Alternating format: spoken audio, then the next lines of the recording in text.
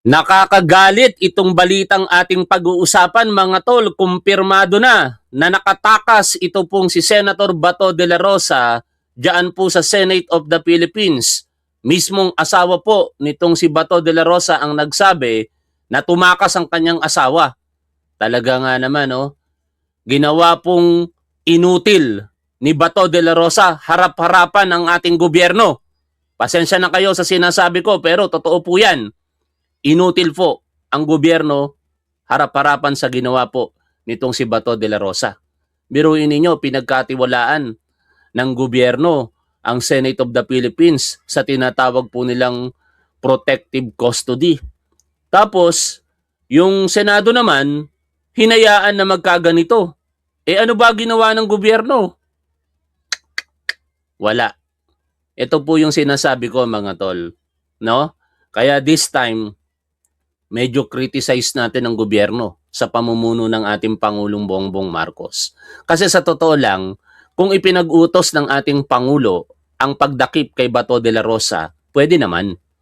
Magkakaroon lang talaga ng mga unwanted consequences.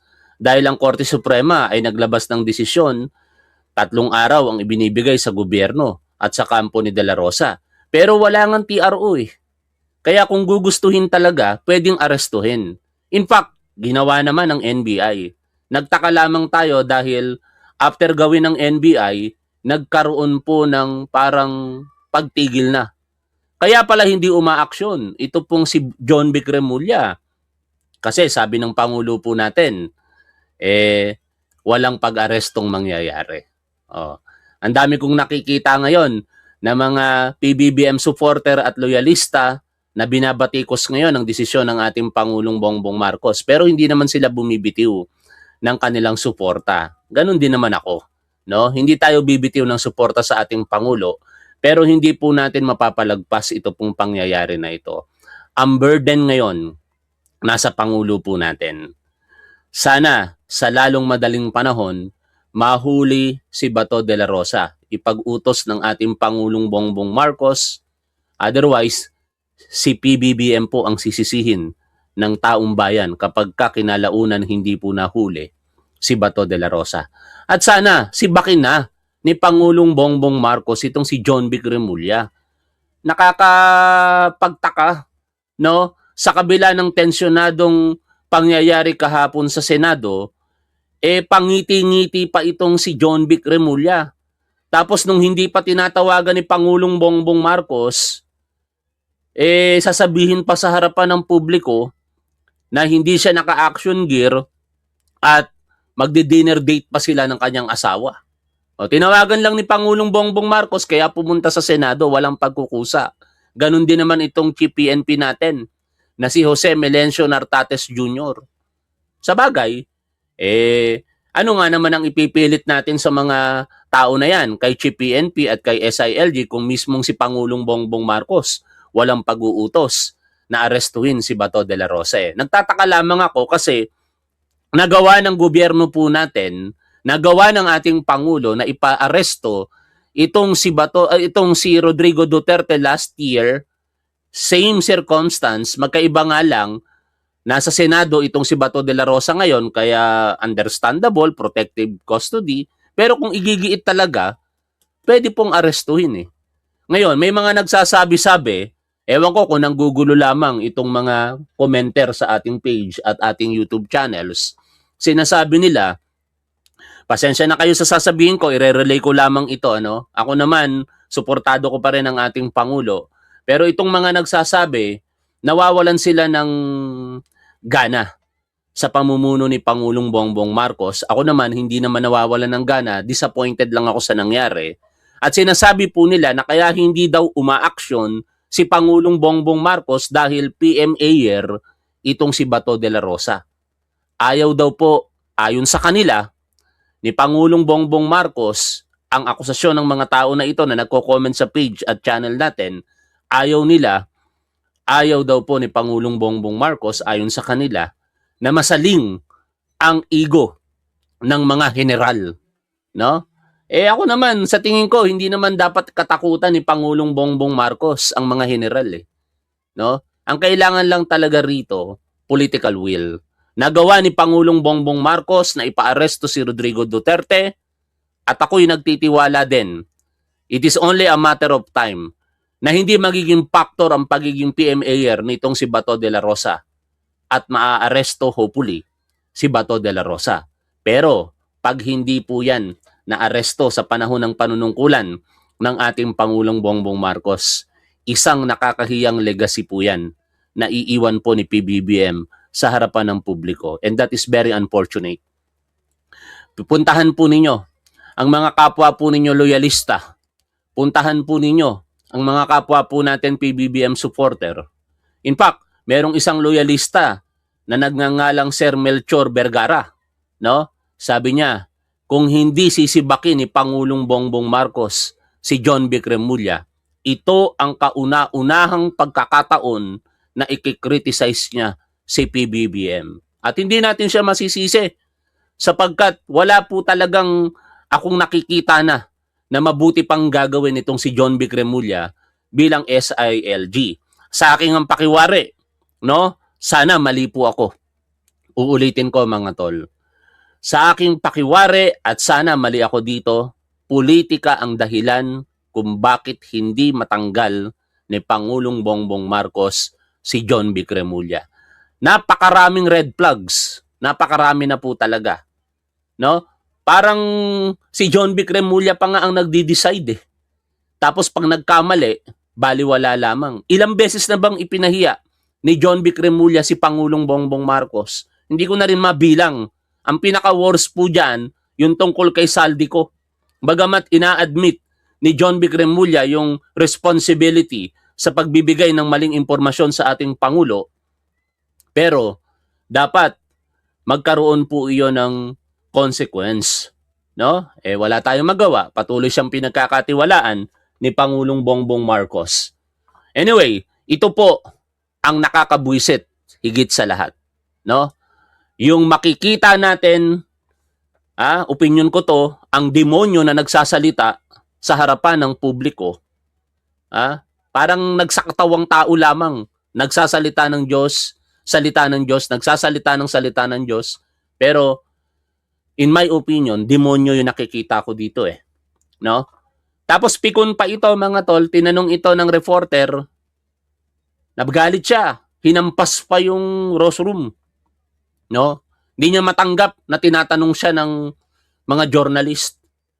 Pero mamaya na yan, yung paghampas niya, ito yung pag-amin nitong si Senate President Alan Peter Cayetano na wala na talaga sa Senado itong si Bato de la Rosa. Dapat managot ito mga tol. No? Pero ang gagawin lang nito kasi mahilig naman itong manghulog eh. No? Ang gagawin niya lang dyan, ang iipitin niya lamang yung classmate ni Bato de la Rosa, si General Aplasca. No? Palalabasin lang nila na yun ang may kasalanan at tatanggalin, dilusot na siya. Tingin ko ganun ang mangyayari kinalaunan. Let me check my phone. Diba? So tinawagan ako ni Senator Jinggoy ng around 1:27 to tell me na he doesn't think Senator Bato's in the building. At after lunch, mga 1:27, tinawagan ako ni Senator Jinggoy Estrada to... Gusto ko magmura sa totoo lang mga tol. Pero hindi natin gagawin dito. No? Sa isip ko na lamang. Nakakagalit po talaga. Niloloko tayo ng mga senador po natin na majority ngayon. Ganito yung 13 senador na meron tayo sa majority ngayon. Who say SP, wala na si Senator Bato sa Senate. So I checked and asked my chief of staff to ask the Sergeant at Arms for a report. So may spot report pala talaga siya. I can read it to you. Saan na yung spot report? And then right before, when I came in, di ba, when I saw you guys, sinabi ko na rin, ay sorry, hindi 1:27, miss call niya pala yon. So, yeah, around lunchtime na tinawagan niya ni Senator Jinggoy. So, okay. Yeah. Walang hiya talaga. Time show. No? Nakakawalang hiya talaga ang pinagagagawa ng mga senador na ito. No? Sa totoo lang mga tol, itong ginagawa ng mga tao na ito sa pangunguna nitong si Alan Peter Cayetano bilang Senate President, nakakademonyo talaga sa pag-iisip eh. No? Nakakagalit. Hindi ko ma-express yung damdamin ko ngayon eh, sa totoo lang. Pero galit na galit talaga tayo dito sa nangyayari. Meron tayong isang napakawalang kwentang Senate President, no? Tapos sasabihin niya, pinagtatangkaan na daw ng minority yung kanyang posisyon. Palibasa gawain niya, ever since na naupo si Senate President Tito Soto before, gawain niya na talaga magtangka sa posisyon nito at nagtagumpay siya, demonyo kasi, no? Bakit nawala yung boses ng demonyo? Pakinggan natin, nawala yung boses ng demonyo eh. Walang teteng talaga. Around, let me check my phone. Forward natin. Attack kagabi, hindi pa tapos. So, Ay, nako. Babasahin mo na lang, hindi pa mabasa. Demonyo talaga.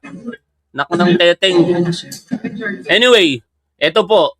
Basahin na lang natin dito sa balita. Nakakademonyo talaga tong si Alan Peter Cayetano eh. No? Sabi po dito sa balita ng Philippine Star, humihingi pa ng paumanhin. I'd like to ask for forgiveness for all the confusion. Oh, I'm sorry. And havoc it has created in the Senate. Ito pala yung mensahe ng asawa ni Bato de la Rosa.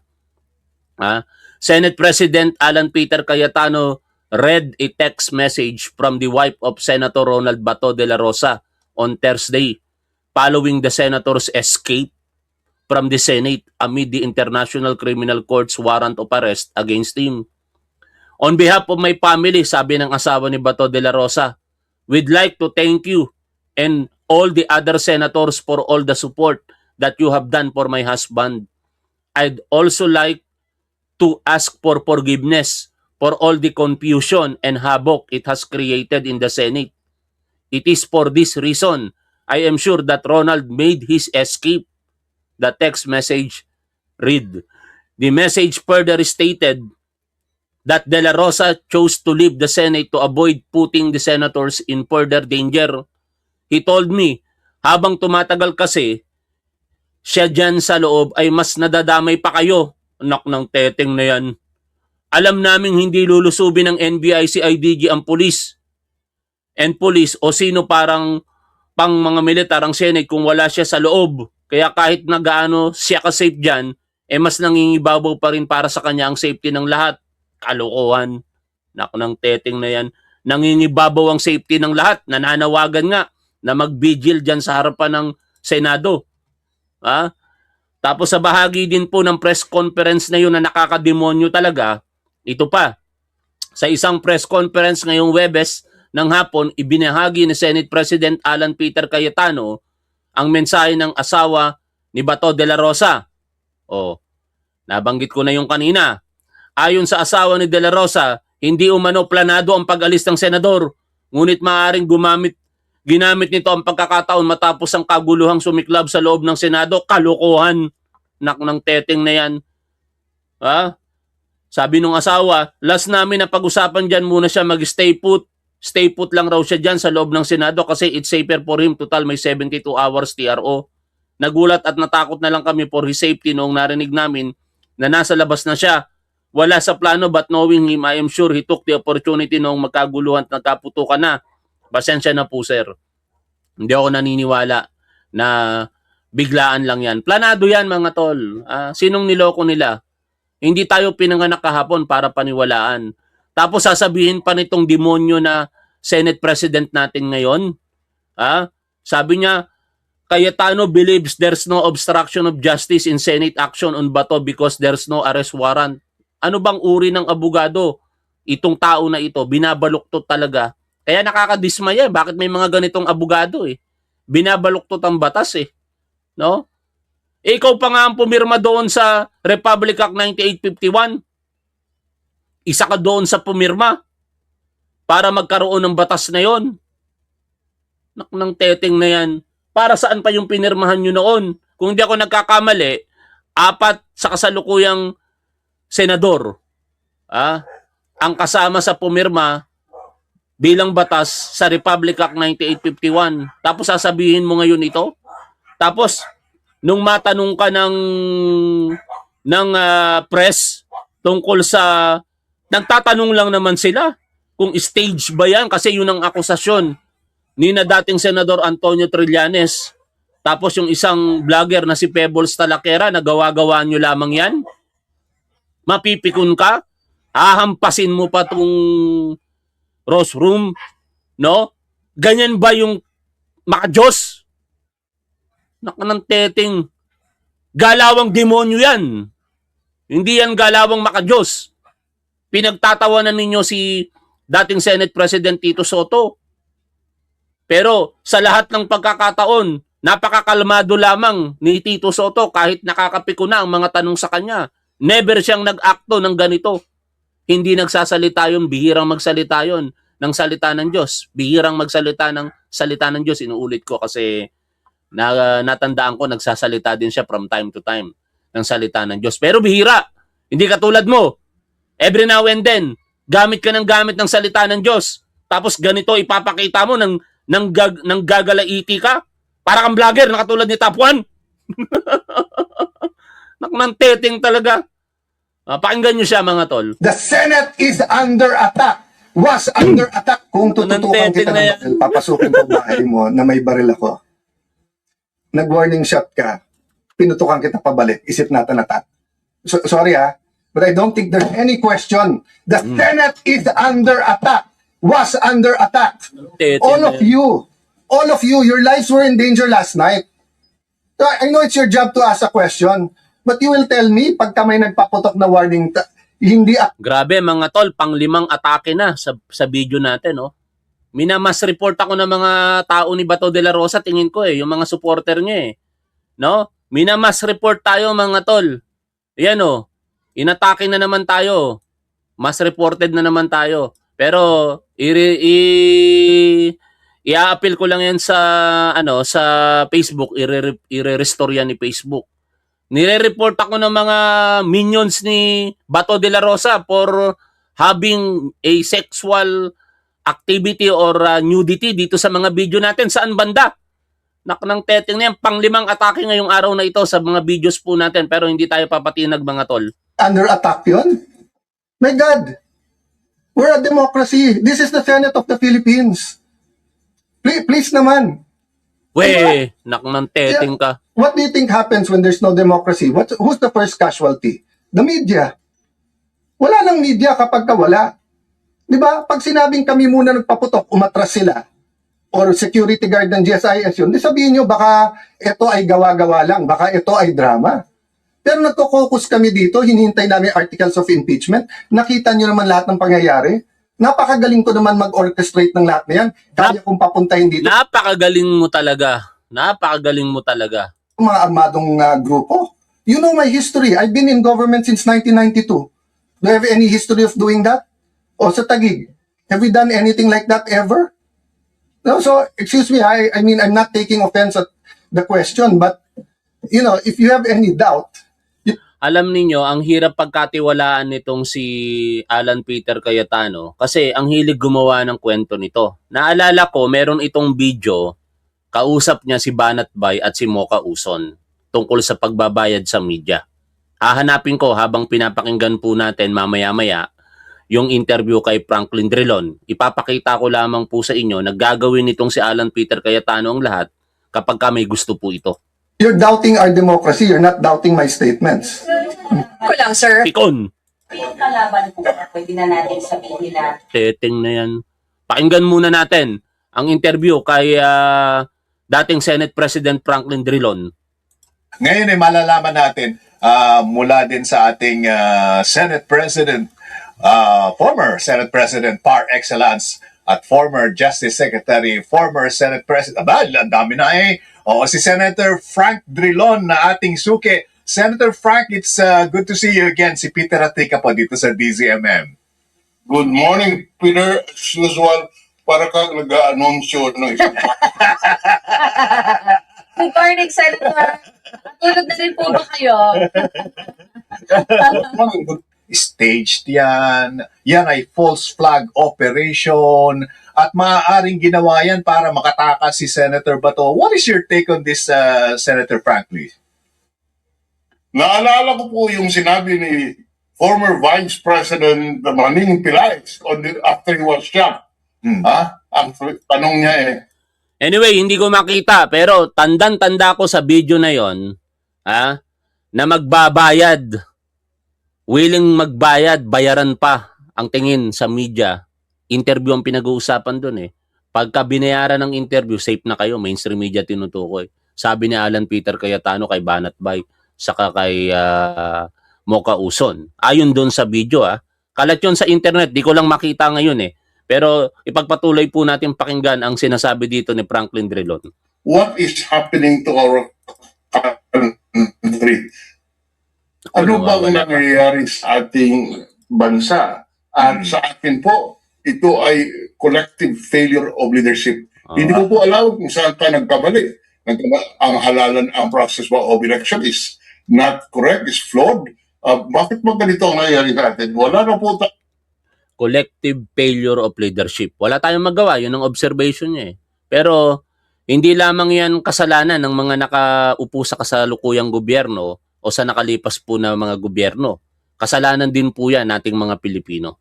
Ako, guilty po ako dyan kasi binoto ko si Robin Padilla, binoto ko si Sara Duterte, no? Maraming mga naboto. Si Jingo Estrada na iboto ko noong 2022. Kaya ang masasabi ko na lamang sa sarili ko, sa 2028, talagang pag-iisipan ko ng husto kung sino yung mga iboboto ko at hindi na ako magpapadala kung kani-kanino lamang. Kahit i-endorso ng ating Pangulong Bongbong Marcos, pipiliin ko na kung ano yung gusto ko. No? Nakakalungkot kasi yung mga ganitong pagkakataon na dahil sa mga pagboto natin, tayo po ang nagsasaper. Kung bakit meron tayong vice presidente ngayon, dahil kasalanan nating mga bumoto kay Sara Duterte. Kung bakit merong di umano'y nagpatakas kay Bato de la Rosa dahil sa mga tangang katulad ko sa pagboto kay Robin Padilla. No? Kung bakit merong isang senador na dati nang na-convict at naakusahan sa isang krimen ng pagnanakaw sa gobyerno, ibinoto pa rin natin. Katulad ni Jingo Estrada, kasalanan natin. No? Yan yung mga pagkakamali na sana hindi ko na maulit pa sa susunod na panahon. tayo nare-respeto. Hindi natin nare-respeto ang batas. Kaya pa nagkakaroon tayo ng impunity. Yes, and the fact of the matter is yung meron tayong dapat pagtuunan ng pansin among other things, which is the impeachment trial.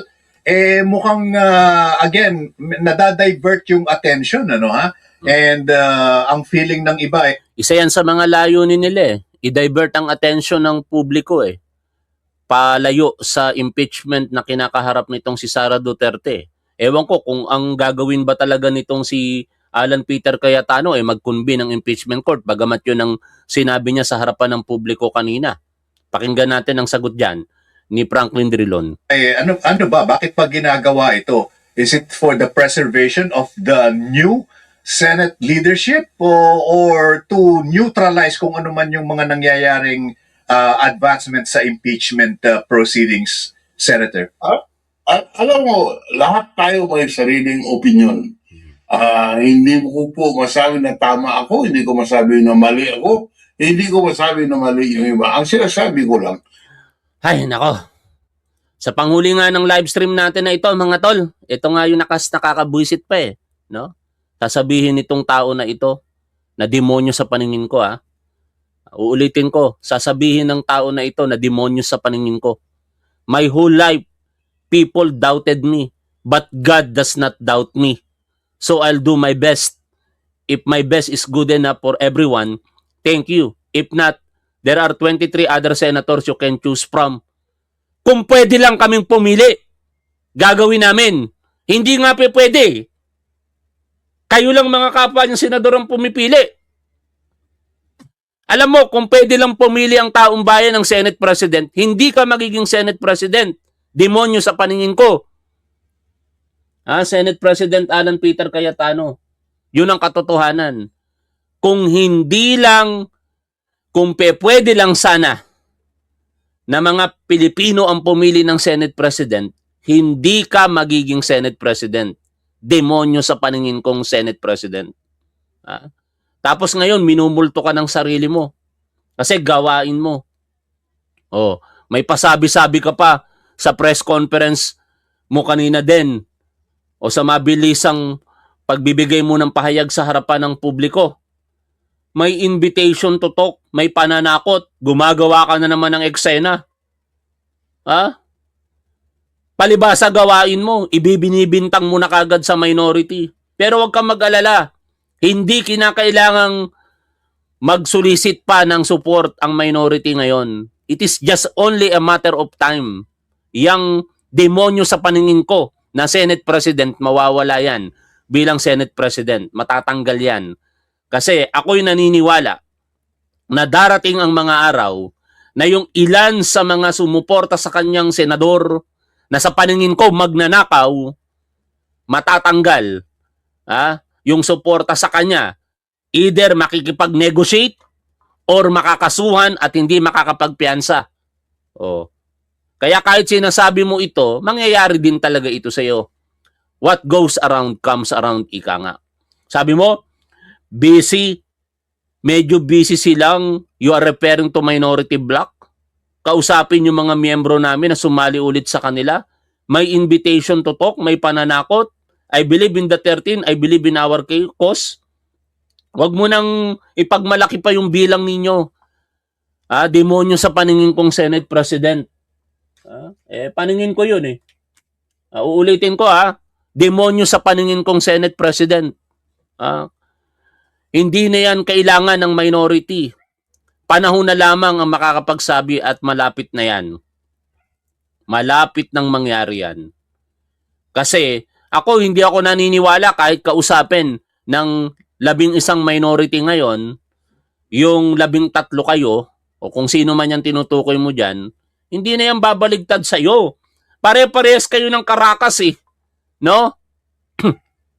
Alam ninyo, wala yatang malinis sa majority natin ngayon sa Senado eh. Babalikan ko lamang yung post. Maraming salamat, Ibian Bella, sa iyong super sticker. Hinahanap ko lamang yung post dito sa ating profile. Balikan ko lamang yung shared post na yon ng PCIJ. No? Sinasabi doon, itong 13 majority ngayon, lahat may either past issue saka current issues. Yung past issues, 2. Convicted criminal na si Robin Padilla, no? Convicted criminal na si Robin Padilla na pardon lamang ng dating Pangulong Rodrigo Duterte, pero hindi niya pwedeng sabihin hindi siya kriminal. Nasaan na ba banda yun? Hindi ko na makita. Tapos si Amy Marcos na convicted sa Estados Unidos. 2 ang convicted. Si Amy Marcos at saka si Robin Padilla. And the rest of the 11 senators, may mga kanya-kanyang issue. Eto, basahin po natin. Dito tayo magtatapos kasi nakakademonyo itong pinapag-usapan natin eh. No? Demonyo sa paningin ko talaga tong Senate President eh. Ito yung Senate majority po natin ngayon. Lahat sila may issue. Yung 2 convicted. Si Amy Marcos, convicted by a US court. Si Robin Padilla, convicted for illegal possession of firearms. Nabigyan lang ng absolute pardon. Etong Senate President natin, ang issue, GRAP, Unexplained Wealth Complaints, 2019 SEA Games Funds, status, no publicly documented resolutions. No, hindi niya nalinis ang pangalan niya doon. Wala Sabi dito, no publicly documented resolutions. GRAP, Unexplained Wealth Complaints dahil nga po doon sa 2019 SEA Games Funds. Si Bato de la Rosa, may active case in ICC. Si Bongo, drug war, flood control, Navy ships deal, status, active probes. Si Joel Villanueva, flood control, active probe. Si Rodante Marcoleta, perjury, oversal, and declarations, status, no publicly documented resolution. Chis Escudero, flood control, election violation, active probes ang status. Jinggoy Estrada, flood control, pork barrel scam, status, active probes. Lahat no?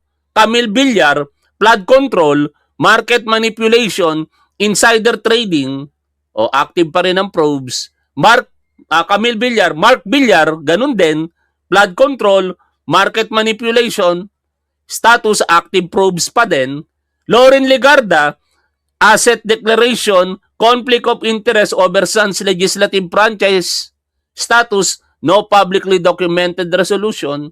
Pia Cayetano, plagiarism complaint, status, no publicly documented resolution. Lahat may issue. Nakakahiya kayong majority. Hanggang dito na nga lang muna mga tol. Maraming salamat. Ngayon ay May 14, 2026. Magandang araw po sa inyong lahat. Lagi po nating tandaan kung ano po ang tama at dapat doon po tayo. Keep safe. See you always. Bye for now mga tol.